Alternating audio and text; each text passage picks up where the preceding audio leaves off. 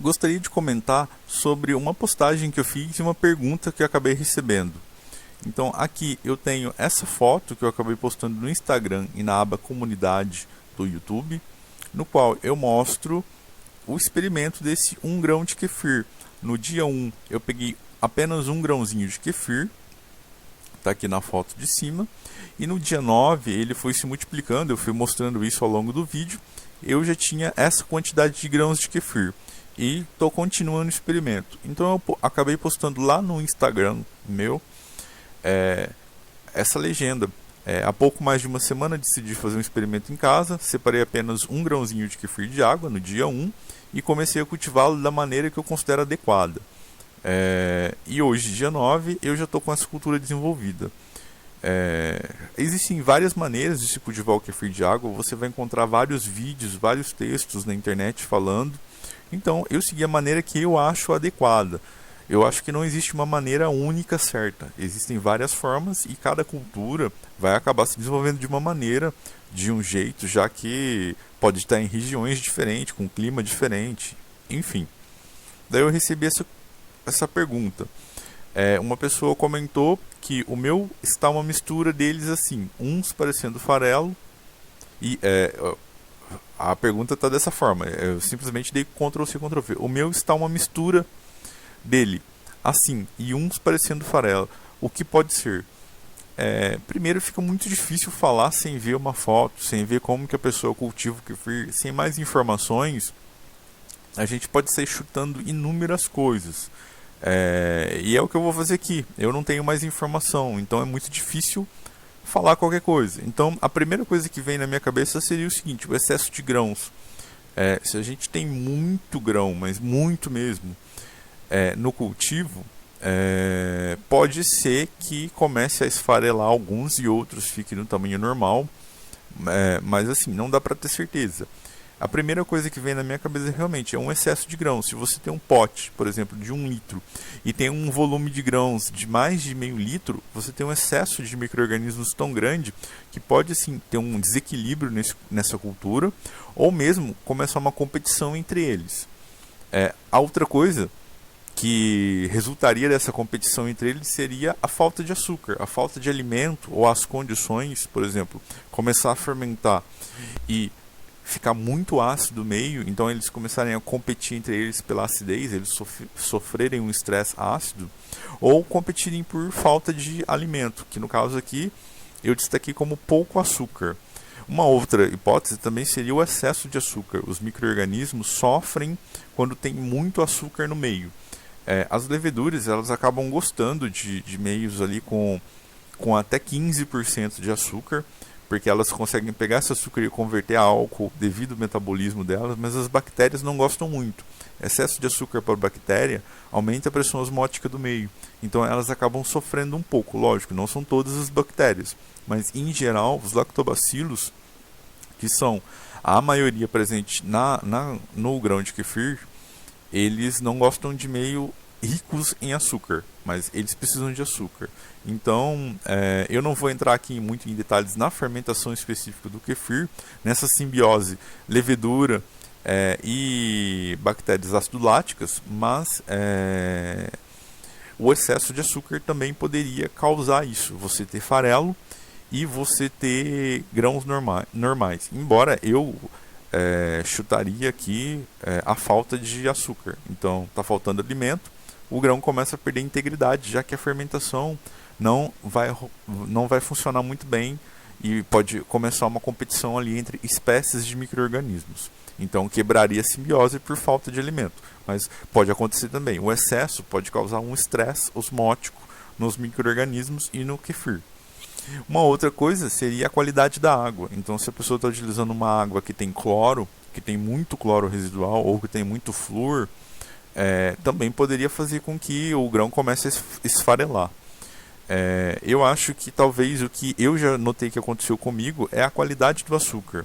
Então, açúcares de boa qualidade, eu noto que os grãos eles ficam como gel, como se fosse um cristal, e um açúcar de qualidade ruim, normalmente os grãos ficam um pouco mais opacos. Isso indicaria um desequilíbrio da simbiose, mas ainda a gente precisa de mais informações científicas e, lógico, precisaria fazer uma análise dos micro-organismos na cultura específica dessa pessoa para a gente poder afirmar isso com certeza. Então, lógico, aqui é um chute, é uma possibilidade. E uma outra coisa que pode estar formando o farelo é o seguinte: como a pessoa não falou o volume que ela trabalha, então assim, pode ser que ela está trabalhando com 2 litros e tem um volume grande de grãos, então no manusear os grãos, no próprio peso ali da massa de kefir, os grãos vão amassando e vão formando esse farelo. Que seria aceitável ter um pouco de farelo. Na minha cultura, com certeza deve ter um pouco, mas ainda não está visível. Só que conforme vai aumentando, o volume vai aumentando a quantidade de farelo. Um pouco é aceitável, mas se você já tem uma quantidade de grãos, se você tem uma quantidade grande de farelo, de uma massa, e os grãos estão perdendo a forma, isso não é interessante. Então essas são as coisas que eu pensaria de início, mas tem outros fatores que poderiam influenciar, como temperatura muito baixa ou temperatura muito alta. Poderia ocorrer isso também, embora eu não consiga ver a relação assim direta.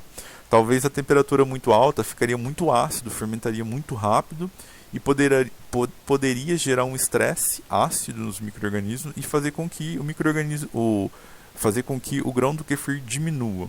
Eu não sei se vocês estão acompanhando a minha linha de raciocínio, mas eu estou tentando ser um pouco mais sucinto, já que aqui a gente pode pensar em inúmeras hipóteses para o que está acontecendo aqui nessa pergunta, no caso dessa pessoa que a gente está imaginando. A minha sugestão seria o seguinte: se acontecesse comigo, o que eu faria? Eu tenho uma mistura de grãos de kefir do tamanho normal, fermentando, e farelo. O que eu faria? A primeira coisa que eu faria seria separar para tentar deixar a amostra mais homogênea e mais uniforme. Então eu separaria os grãos maiores dos menores. Esse farelo eu descartaria e trabalharia só com os maiores e observar o que vai acontecer. A partir do momento que eu separei, em tese, eu estou tentando forçar um equilíbrio, estou deixando eles mais iguais. Então eu separei os grãos maiores, eles começaram a esfarelar ou não? Se não, provavelmente aí já resolvi um problema. Mas se eles começarem a esfarelar, tem alguma coisa aqui nas condições que pode estar favorecendo que isso aconteça. Então eu começaria a olhar as condições do preparo, qualidade de água, qualidade do açúcar, as quantidades. Mas a primeira coisa que eu faria, separar para poder ter noção do que está acontecendo. Eu separaria os grãos maiores e começaria um cultivo como se eu tivesse recebido a amostra. Então, separa uma pequena quantidade e vai vendo como ele se desenvolve. E lógico, aqui no caso eu recomendaria fazer esse experimento também, de separar um grãozinho e ver se ele vai se desenvolver. Pode ser interessante a título de aprendizado. Pensando na cultura, seria essa a minha sugestão de início. E lógico, testar açúcares. Aqui eu vou falar, por exemplo, eu sempre recomendo o açúcar mascavo, mas ele não é o único que pode ser utilizado. Você pode utilizar açúcar cristal orgânico, você pode utilizar açúcar refinado, você pode utilizar açúcar demerara, você pode utilizar rapadura, açúcar de coco. Tem uma infinidade de açúcares que você pode utilizar. Eu já li relatos na internet de pessoas utilizando mel. Não é recomendado, eu não recomendo. Eu sempre costumo recomendar a nossa fonte mais natural de açúcar, que seria o mascavo ou o caldo de cana e a rapadura. Mas você pode utilizar diversos tipos de açúcar. A sua cultura pode responder muito bem a açúcar cristal orgânico, por exemplo, e você vai ter grãos bem clarinhos, bem transparentes. A minha cultura hoje, ela está respondendo muito bem ao açúcar que eu estou utilizando. Atualmente eu estou utilizando um açúcar mascavo, que é uma mistura de 2 açúcares que eu tinha aqui, e tenho utilizado também um pouco de açúcar cristal. Então eu tenho feito uma mistura quase meio a meio, uma colher de açúcar cristal, que ele é açúcar cristal comum, não vem com rótulo orgânico, e eu tenho utilizado também uma colher rasa do mascavo. Então ele fica nessa cor, ele está mais clarinho, mas ele ainda fica com essa cor levemente amarelada devido à cor do açúcar mascavo. Então, você pode testar açúcares diferentes para ver se a sua colônia responde. O tempo de fermentação, talvez, eu sempre recomendo 24 horas, mas talvez você pode deixar um pouco mais.